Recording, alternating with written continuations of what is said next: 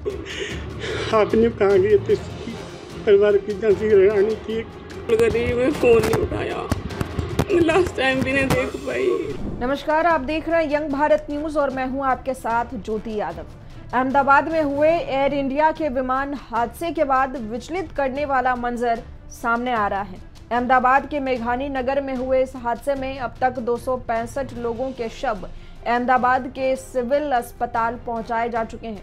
वहीं विमान company air India ने भी पुष्टि की है कि इस हादसे का शिकार हुए विमान में सवार 242 लोगों में से 241 लोगों की मौत हो चुकी है और जीवित बचे एकमात्र व्यक्ति का भी इलाज चल रहा है। हादसे की भयावहता इससे अंदाजा लगाया जा सकता है कि सड़कों पर शव बिखरे पड़े थे। ज्यादातर शव बुरी तरीके से झुलस गए, जिनकी पहचान भी मुश्किल हो रही है। वहीं हादसे के बाद से लगातार राहत और बचाव कार्य भी चल रहा है। इतनी बड़ी घटना, एक साथ 250 से ज्यादा लोगों की जिंदगी खत्म हो जाना अपने आप में दुर्लभ है। देखिए इस भयावह घटना पर एविएशन एक्सपर्ट विपुल सक्सेना ने क्या कहा। देखिए, ये एक बहुत ही गंभीर घटना हुई है और इस तरह की घटनाएं अगर आप एविएशन हिस्ट्री देखेंगे तो इस तरह की घटनाएं ज़्यादा आपको नहीं मिलेंगी, क्योंकि जब एयरक्राफ्ट टेक ऑफ के लिए जाता है तो हर तरह की चेकिंग होती है, हर तरह की तैयारी होती है। पायलट मेंटली प्रिपेयर होता है, पायलट भी चेक करता है, इंजीनियर चेक करते हैं और हर तरह की प्रिपरेशन की जाती है। और स्पेशली क्या होता है कि जब एयरक्राफ्ट टेक ऑफ करता है और लैंडिंग करता है तो ये जो स्टेज होती है वह बहुत क्रिटिकल स्टेज होती है, जिसमें पायलट बहुत अलर्ट रहता है और वो हर तरह की इमरजेंसी को हैंडल करने के लिए एक मेंटली प्रिपेयर रहता है कि ऐसी इमरजेंसी आ सकती है। पर मुझे लगता है कि ये जो घटना हुई है इसमें कुछ ऐसा हुआ है जिसके लिए जनरली पायलट मेंटली प्रिपेयर नहीं होता है, और होगा भी तो उसके पास ज़्यादा कुछ करने के लिए होता नहीं है, अनलेस कि ये इमरजेंसी कुछ ज़्यादा हाइट के ऊपर होए। जैसे कि मैं मानता हूँ कि ये एयरक्राफ्ट जो बहुत पुराना एयरक्राफ्ट है, बहुत प्रूवन एयरक्राफ्ट है और मैं नहीं समझता कि इसके दोनों इंजन फेल हो गए हो तो इसलिए गिर गया हो। ये पायलट दोनों एक्सपीरियंस, तो मुझे लगता नहीं कि कोई पायलट एरर का कोई स्कोप हो। तो तीसरा जो मुझे लगता है कि कोई बड़ा कंट्रोल मैल फंक्शन हुआ होगा, जिसकी वजह से एयरक्राफ्ट जो टेक ऑफ लेग पे था 600 फीट पे था, तो अब अभी 12-15 हज़ार फीट और उड़ना था, तो उस एटीट्यूड को वो कंट्रोल नहीं कर पाया, वो उसको मेंटेन नहीं कर पाया, जिसकी वजह से क्लाइंब की बजाय वो सिंक होना शुरू हो गया, फाइनली गिर गया। तो डेफिनेटली पायलट ने सारे एफर्ट डाले होंगे उसको सस्टेन करने के लिए, पर ऐसा कुछ ना कुछ कंट्रोल में मैल फंक्शन हुआ है लगता है मेरे हिसाब से, जिससे कि वो एयरक्राफ्ट कंट्रोल में नहीं आ पाया।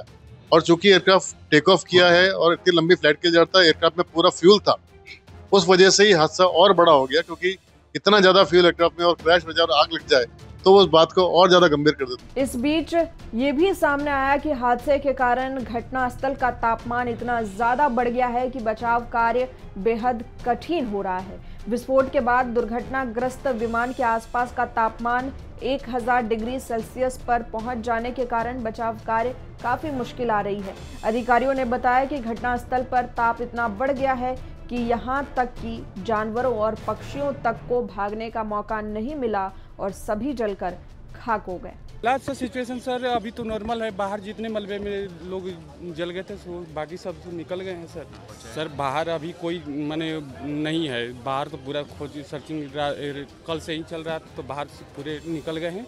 अंदर का सर्चिंग होगा, उसमें अगर कोई होगा तो उसे निकाला जाएगा। 241 लोगों की तो जान गई ही, पशु पक्षी भी इस घटना के अब शिकार हो रहे हैं। अहमदाबाद विमान हादसे में जान गंवाने वाली अंजू शर्मा के परिवार पर टूटा दुखों का पहाड़। कुरुक्षेत्र की अंजू शर्मा अहमदाबाद विमान दुर्घटना में अपनी जान गंवा बैठी। बड़ोदरा में अपने परिवार के साथ रहने वाली अंजू अपनी बड़ी बेटी से मिलने लंदन जा रही थी। बस मेरे को तो जी, मैं टेलीविजन तो बहुत कम देखता हूँ जी। बस मेरा बहू जी ने 4 लड़के हैं मेरे पास भी, भाई के पास 1 लड़का। ये सबसे बड़ी लड़की थी मेरे भाई की जी। इकट्ठी ज्वाइंट परिवार था जी, ज्वाइंट शादी करी थी यहाँ से बटाला डिस्ट्रिक्ट में थी। बस बताया ऐसे करके बात हुई जी। रात मेरे को भी फिर अस्पताल में जाना पड़ा जी। नस में टिक्का टुक्का लगाया, फिर बड़ी मुश्किल से कंट्रोल है, सारा दिन से ऐसा। अरे वो लड़की नहीं थी, उसकी फोटो आप देखा ना जी। आपने कहाँ गए थे? परिवार की झांसी रानी थी।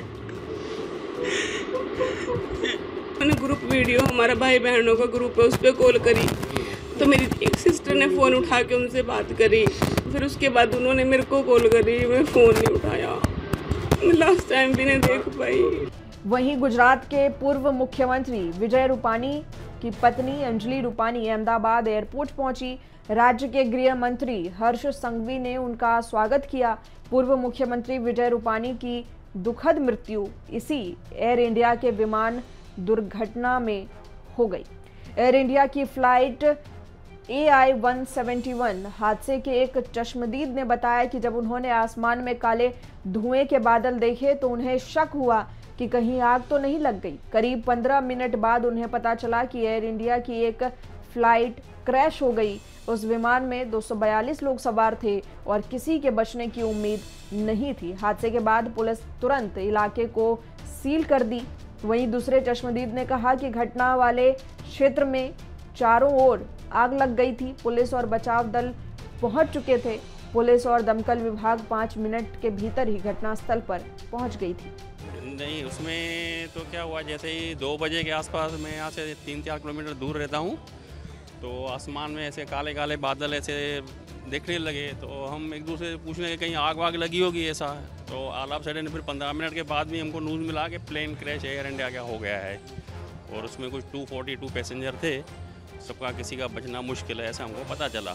तो पब्लिक सिर्फ तमाशा ही देख सकता था, क्योंकि आग इतनी ज़्यादा थी जो चाह के भी कुछ नहीं कर सकते थे। और जो बाउंड्री वॉल है उसके अंदर आग ही आग फैला हुआ। पुलिस की टीम तो 5 मिनट के अंदर में, फायर ब्रिगेड, पुलिस वगैरह सब आ गए। धीरे धीरे जैसे जैसे जानकारी सबको गई, सारी टीमें यहाँ पे आ चुकी थी, लेकिन तब तक जो होना था बहुत बड़ा हादसा हो चुका था। 40 को धमाका हुआ, तब हम घर से इधर दौड़ के आए। हमारा घर इधर से 500 मीटर दूर है। पूरी लोकल इधर की जितनी पब्लिक है वो सब इधर आके खड़ी हो गई। हमारे पहले से 5-7 मिनट में पुलिस, फायर तंत्र सब पूरे पैर खड़े कल से काम कर रहे हैं और जितनी लाशें वो सब प्लेन क्रैश हुआ उसमें से निकल रहे हैं। अहमदाबाद विमान हादसा सिर्फ एक तकनीकी दुर्घटना नहीं बल्कि सैकड़ों परिवारों की जिंदगी पर एक कहर बनकर टूटा है।